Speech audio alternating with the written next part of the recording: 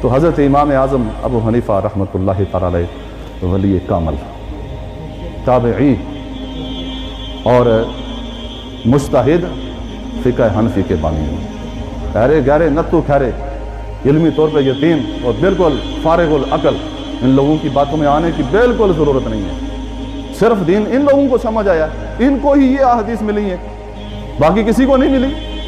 رسول اللہ صلی اللہ علیہ وسلم کے 1.25 لاکھ صحابہ کم و پیش، ان کو یہ چیزیں نہیں ملی۔ حضرت امام اعظم ابو حنیفہ جس کا قوت حافظہ اتنا خوبصورت اور اتنا زیادہ اللہ نے عطا کیا ہے کہ 100 دنوں کے اندر جتنی حدیث آپ نے سنی اور سمجھی ہیں، آپ نے ساری کی ساری حرف حرف سنا دی ہیں۔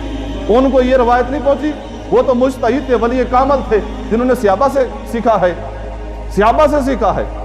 اب سوچیں نا، قاضی ابو یوسف، امام ابو یوسف کہتے ہیں کہ ایک مرتبہ ایسا ہوا کہ مجھے یوں لگا کہ میری جو فکر اور رائے ہے نا، یہ حضرت امام اعظم ابو حنیفہ رحمۃ اللہ تعالی علیہ کی رائے کے خلاف ہے، اس میں یعنی کہ اختلاف ہے۔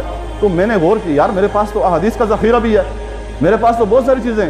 پھر غور و فکر کے بعد مجھے پتا چلا کہ جو چیز اللہ کے قریب کرنے والی، جو چیز بخشش کے قریب کرنے والی، جو چیز مغفرت کے قریب کرنے والی، وہ امام اعظم ابو حنیفہ رحمۃ اللہ تعالی علیہ ہیں۔ یہ بعد والا کوئی نہیں کہتا، امام ابو یوسف کہہ رہے ہیں، اور امام شافعی، امام احمد بن حنبل، امام مالک، یہ سارے جس کو کہیں کہ سب سے بڑا اگر کوئی ہے امام اعظم ابو حنیفہ، وہ حضرت نعمان بن ثابت ہیں۔ وہ بعد والوں کو کیا ہو گیا ہے، بعد والوں کو کیا ہو گیا ہے، وہ ان کا اجتہاد ہے، لوگ اس کو اختلاف بنا کے بیٹھے ہوئے ہیں۔ اور جو علمی اختلاف ہے اسے باعث رحمت کہتے ہیں۔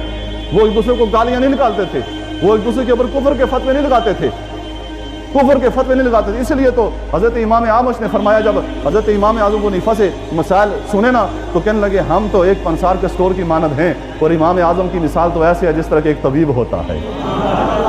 ان کے استاد بھی کیا بیٹھے، ان کو نہیں پتا تھا جس کو اللہ نے مسند کے اوپر بٹھایا ہوا ہے۔ استاد وہ ہوتا ہے جو طالب علم کی ساری صلاحیت کو سمجھنے والا ہوتا ہے، اس کی فکر کو سمجھنے، طالب علم بعد میں بات کرتا ہے، استاد کو پہلے پتہ چل جاتا ہے۔ اور بالخصوص ہو ہی بہت بڑا محدث، تقویٰ والا بھائی، جس سے امام اعظم جیسی شخصیات پڑھیں وہ کوئی صاحب نظر نہیں ہوگا۔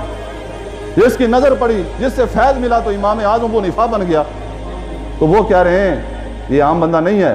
جب بندہ بد عقیدہ ہو جائے، بے دین ہو جائے اور بھٹک جائے، گمراہ ہو جائے، تو اس کے علاج کے لیے جو دوائی ہے وہ امام اعظم ابو حنیفہ رحمۃ اللہ تعالی کی فکر اور اجتہاد ہے۔ وہ